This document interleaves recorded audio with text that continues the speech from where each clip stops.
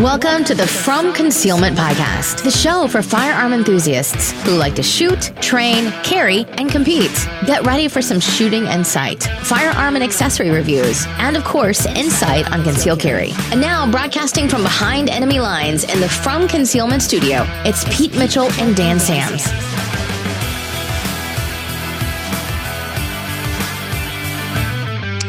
Hey, Freedom Nation, this is Pete Mitchell.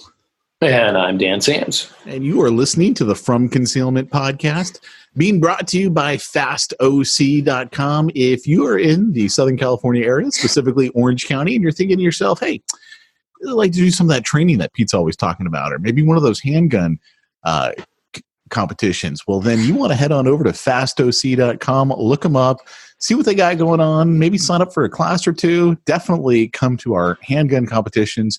You will enjoy it. There is no doubt. Dan, we got a fun topic today. Why don't you kind of kick it off? Yeah. So as we know, like we've been talking about gun freedom a lot. We're probably never going to stop talking about gun freedom because freedoms, you have to always be talking about it. You have to be exercising the freedom. It's got to stay on top. You got to know why you have it. Otherwise, they fall to the wayside.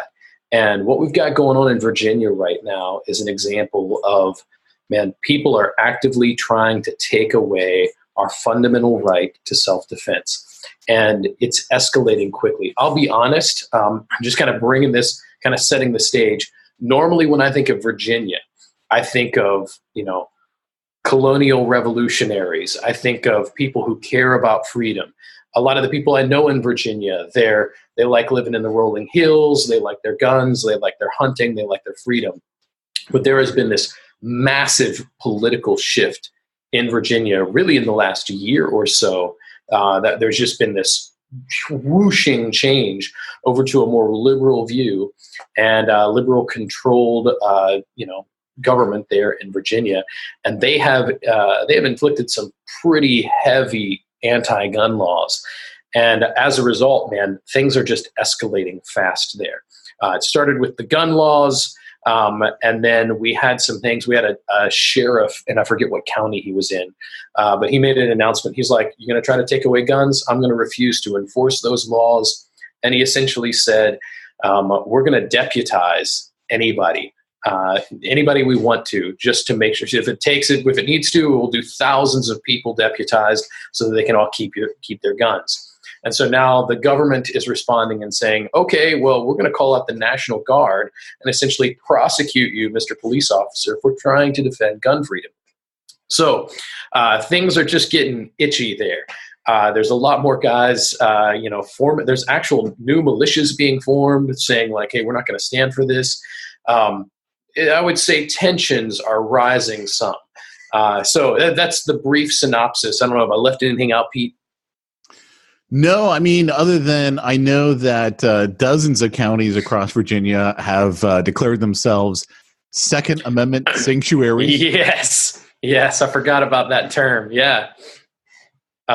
It's something like 75 counties have adopted that terminology. That's a lot. I don't know how many counties there are in Virginia. I heard there was like 87 or something. I mean, it was like almost all of them. Holy cow. Clearly not the populated ones, because they still voted in these yahoos that are doing all this stuff. A little side note. This is a great example of why we have an electoral college. That the vast majority of a state wants to say, no, we care about this freedom. And a few people living in a specific set of locations, because they have the electoral votes, basically get to control everything. And that gets scary. That should concern all of us. And we should be glad that there's an electoral college. You will note that in a lot of the debates of late, people are trying to call into question the value of that electoral college. We need it. And so, here's the funny thing about that. I think that most people don't realize, let me put it like this. If they were to abolish the electoral college, I don't think it's going to go the way they think it's going to go. And what I mean by that is there are more conservatives in the state of California than there are registered voters in the entire Virginia. Okay? My vote as a conservative does not count because I live in California. Yes, it doesn't that's count. true. So the majority of conservative people in California, it's like, why even bother? My vote does not count. It has not counted pretty much my entire life. Why do I care then? So what's going to happen is if they abolish it, they're thinking, oh, cool, we can finally abolish it. So now we can have, our Californian Democrat. All of a sudden, we're going to now win the elections and we can be as liberal as we want to be. And I don't think it's going to play out that way because all of a sudden, wait a second, my vote now counts. Yeah. There's literally more conservatives in my states than there are people in most states. Yeah. But you got a really good point. You've got a really good point that it does kind of shift. It might not necessarily mean we go liberal. I don't. I really don't think it will. I think it's going to really, and that'll piss them off, and they'll figure out, we got to figure out another way to then win. Because you're exactly and I think we've talked about this some that for the last since the Bush-Gore election, there's been more and more doubt cast over the legitimacy of our elections, and everything is about tampering and whatever. And a lot of times what they call tampering, I'm like, so wait a minute. So somebody read a legal ad on Facebook, like, okay, what? They're just real shadowy and whatever, but man, all of this is leading to less and less trust in our elections. And I think you're right. I think they're trying to get something out of it. But what's happening in Virginia, man, we're watching serious things happen, man. So here's the thing that now, because I don't live in Virginia, I don't know what's been going down politically there to reach this point. But what I can tell you is this. When I use my own state of California as the example, and I look at us, and I go, okay, California has basically, and not just basically, I mean, they've actually said to the federal government, we don't care what your laws are, we're going to do what we're going to do. Yeah. And they have just dismissed federal laws. We don't care about that. This is what we're going to do here. And then they get surprised when cities and counties in California go, well, we don't really care about your laws, California. Yeah. This is what we're going to do here. And then they get all like bent out of shape. No. You must do what we say. Only we get to choose to not do what the authority above us says. And that's when like, okay, you don't follow this logic all the way through. Of course, cities or counties are going to all of a sudden rebel against you because you don't care what the law is above you. So why should they care what you're telling them to do? And now we can do whatever we want. This is why it is important that we have a rule of law, but you can't ignore the supreme law of the land, which in our case, our forefathers sat down and agreed to in writing what we're all going to stand for. And what the rules of the game are going to be, essentially. Yeah. And then you're just basically, we don't care about this Second Amendment business. We don't like that one. Yeah. Now, granted, what that means to them is we want the guns. We don't want you to have the guns. Exactly. Because they're not taking it away from themselves. Yeah, which means they don't trust us. They want us to trust them. But we've had lots of conversations about how that they are not necessarily trustworthy with power. If it's a people, if it's a government of the people, by the people, for the people, then how are they any different than the people themselves? Exactly right. Yep, you are right on. Like here in California, we've got this stupid California registry or roster. You can only buy a gun from a dealer that is on this roster of guns. And there's about 500 to almost 600 guns left on the roster. Now, think about how many handguns there are in the United States. Thousands, but they're not on the roster. So you cannot buy it from a dealer in California. That's the law. Now, it's not illegal to own guns that are not on the roster. It's not illegal to sell guns that are not on the roster. It is just illegal to buy it from a dealer. You got to buy it from a private party, except if you work for the government, if you are a cop, if you are just about any law enforcement type person in California, you are exempt from this roster. Yep. So it's crazy. We believe these are bad guns. We believe these are unsafe guns. No, in fact, our very own police officers are allowed to buy these. They're allowed to carry these. They're allowed to use these. High capacity magazines, what you and I, Dan, know as standard capacity magazines. Yep. These are used and bought by police officers, by what used to be called the CBI here in California. I can't remember what they changed the name to recently. All these, basically, if you are in the Forest Service street, if you carry a gun in California for the state of California, you are exempt from all these laws. It is just us, the people, that are not allowed to do this, to buy it from a dealer. It's ridiculous. It's absolutely ridiculous. Yeah. It's crazy. Well, and it is just when we think about it, it's not just related to their job either. Like because they're a cop, they get to own things personally, and it wouldn't make it any better if it was their job. But even by their own standards, where they would normally say, "Oh, well, because customers have them because they're cops and whatever." But dude, like this, he's doing private sales. You obviously don't care about that. It's just he has a privilege that the rest of us don't have, and that's just wrong. Yeah. It just is. And that's the thing is, I mean, we actually had a cop in, I believe he was either LA or Ventura area. It's maybe a year and a half ago, who got arrested because it is not illegal for cops to buy guns that are off the roster and then turn around and sell them, right? Because they could decide, I don't like this gun. I bought the Glock 45. I don't like it. I bought the Glock 48. Both those guns are not on the registry. Or the roster, they're going to be like, I don't want it anymore. And they could turn around and sell it to me. Now, when they do that, they mark it up. They mark it up tremendously because they can.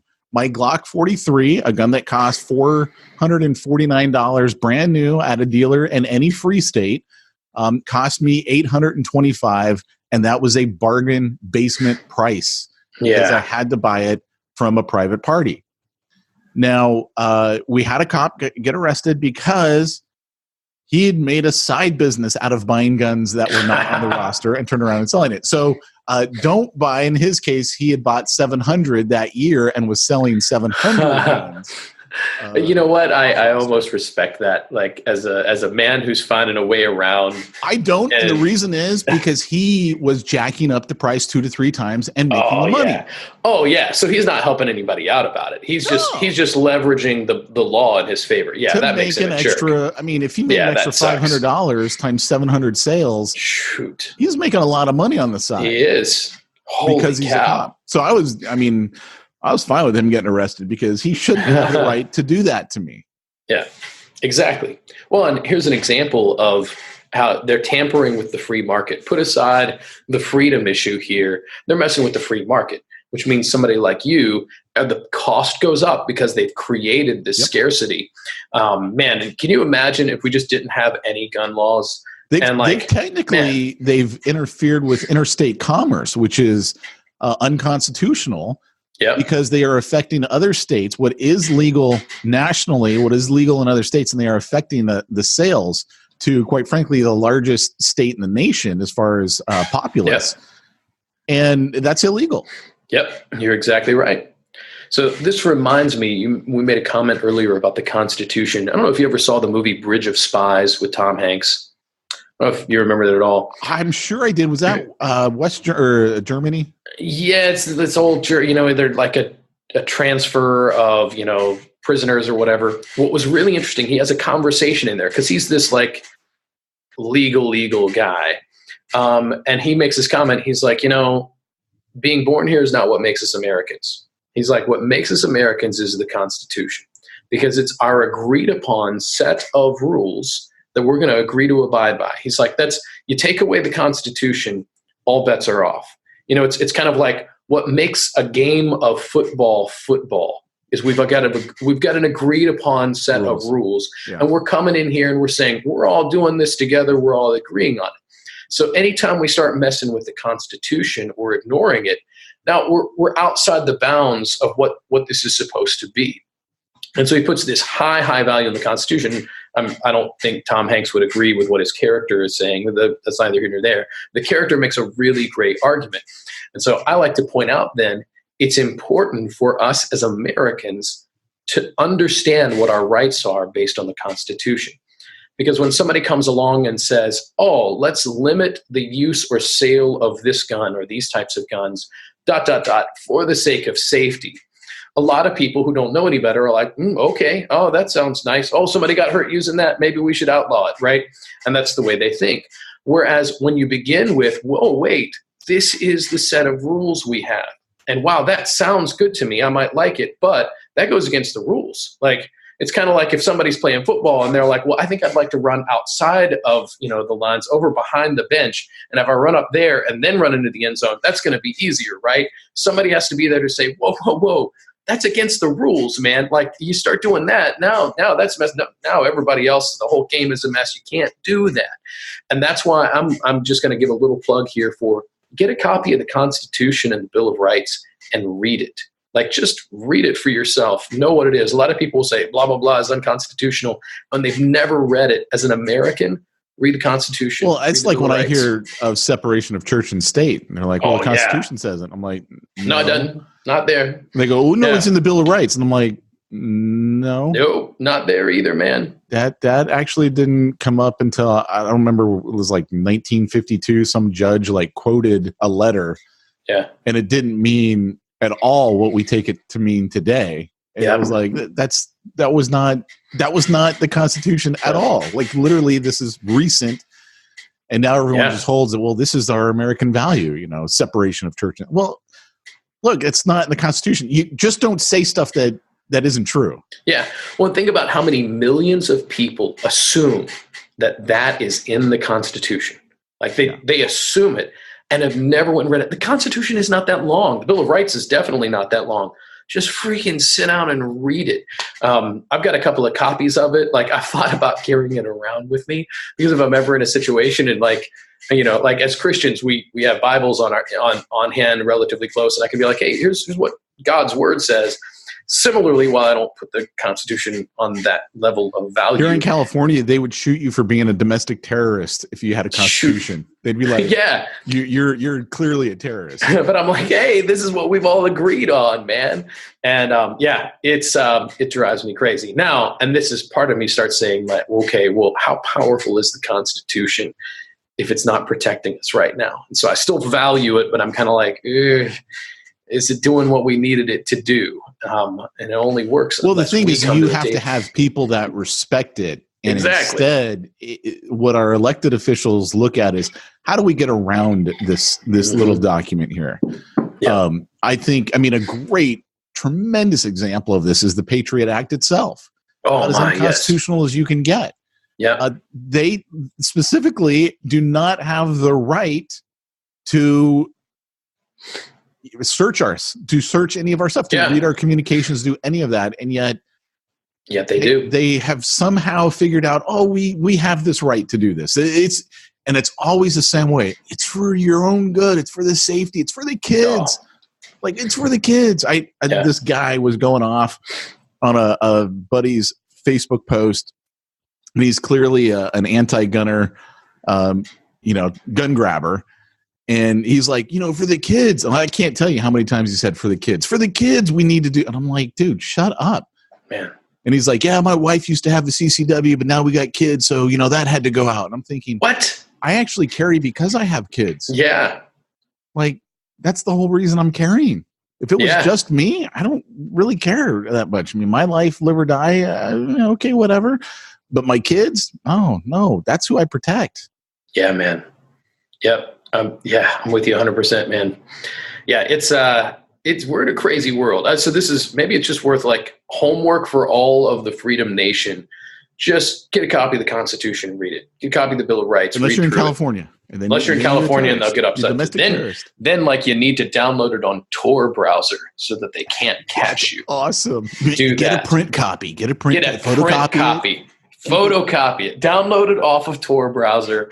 Print it on an analog printer that's harder to trace, and have your Constitution around. Fold it up, carry it in your pocket, pull it out, sneakily share it with people. It'd be awesome. I've actually seen videos where, cops pull over people and they're like, they're doing the search of this one lady's car because she was like, you don't have the right to do this. You can't search my vehicle. And they did it anyway. And they're like, oh, look, she's got a Constitution. She's one of those people. Like, literally, that's what they were saying. Yeah. Yeah, one of those people who actually makes you follow the law. Yeah. Well, that's another example of just, you need to know your rights.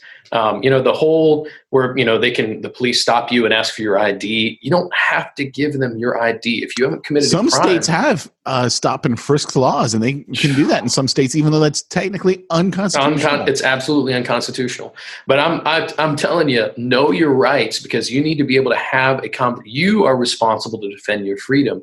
And so if you're in this conversation and the cop's trying to harass you, you've got to be able to say, wait a minute, you're not allowed to do that. There's been a couple of times where I'm like, it's not worth the hassle right now to, like the DUI stops. I hate those. But I'm like, all right, here, whatever. Look at my license so I can just go. Where you guys are at, because for us, I'll get a notice on Facebook. Hey, Signal Hill is doing a DUI stop sometime between Friday at 6 p.m. and Monday morning at 3 a.m. And they're not going to tell you where. And I'm like, okay, well, I ain't going to Signal Hill. Yeah. That's all there is to it. I'm not going there. Yeah. Like that's about as much as we get to know about it. Yeah, we'll know about them every now and then. Like the Freedom Nation starts putting out messages like, hey, there's, blah, blah, blah is happening over here on this street. They don't do a lot of warning other than that. And my whole thing, I'm not very forgiving of that kind of stuff, because I'm like, hey guys, I happen to know you guys have a whole bunch of rape kits you still haven't tested yet. Do you really have time to be standing out in the street right now? I'm like, there are actual murderers that you were doing jack to catch, and you have time for this. Are you serious right now?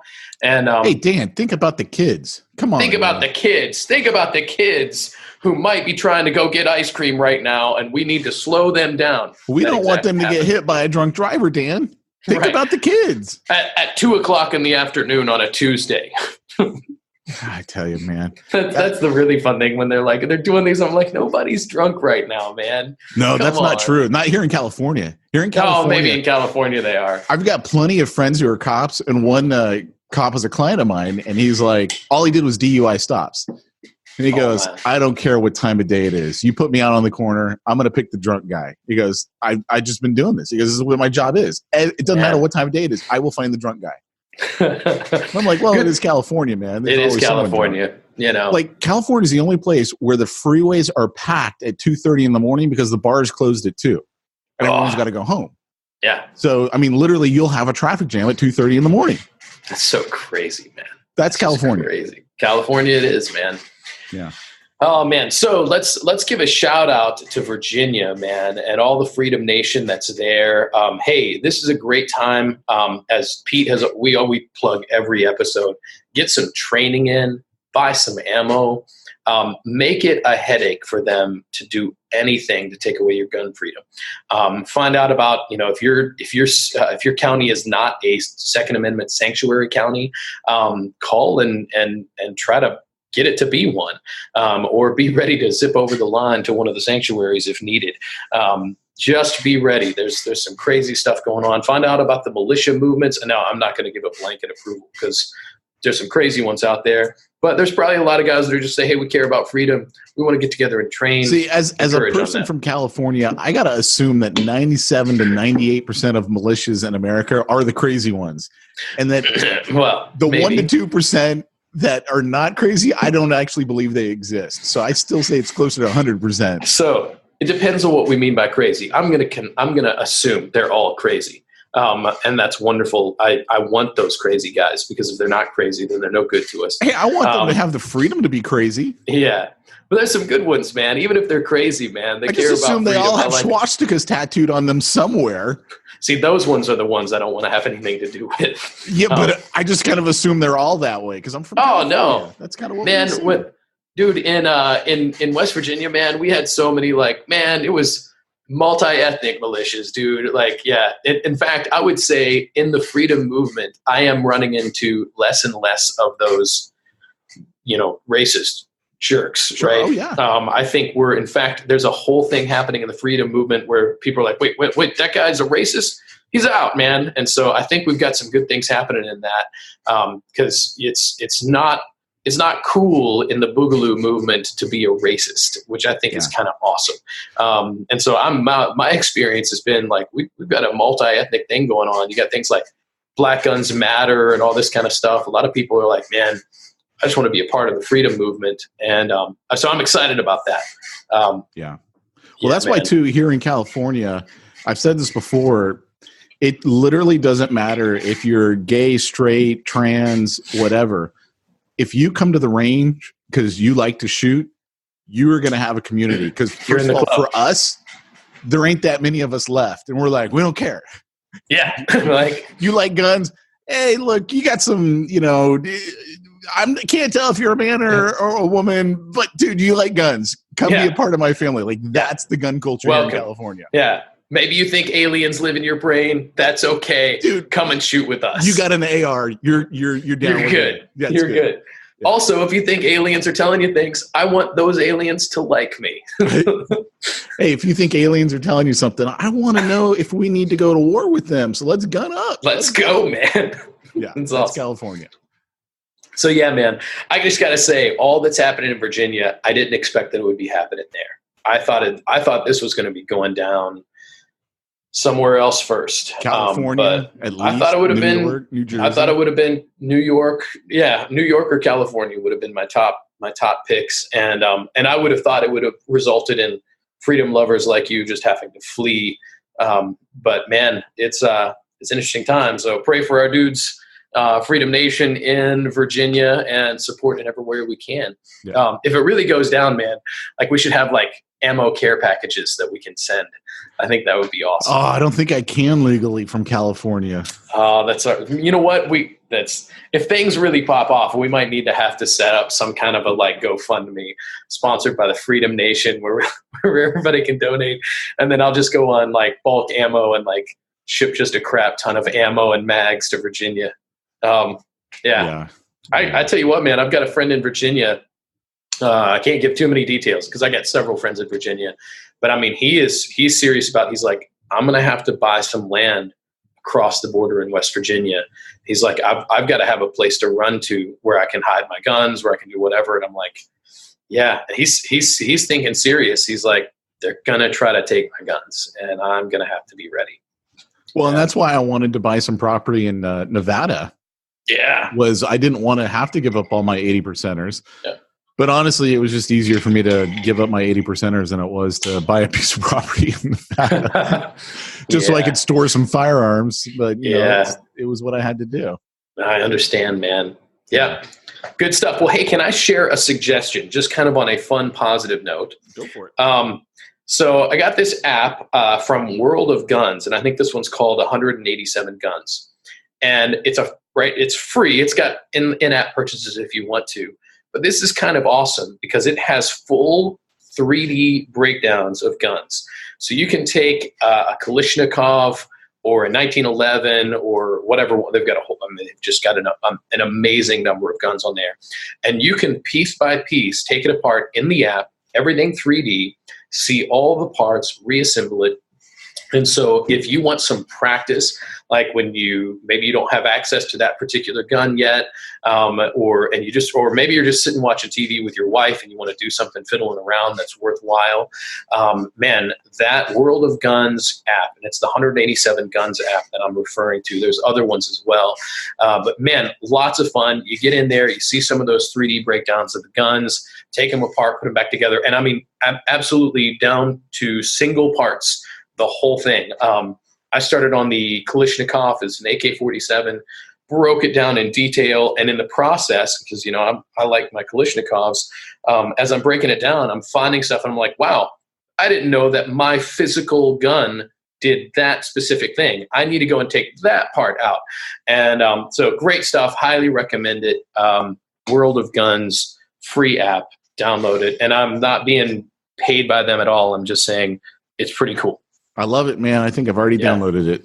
Nice. You're the man. Yeah. And there's a little bit of game in it because you download it, you take it apart, you put it back together, then you do it again, then you fire it different ways in the app, do all this kind of stuff. And then you get points and you get to do another gun, and it's kind of fun. There's a little bit of a game to it.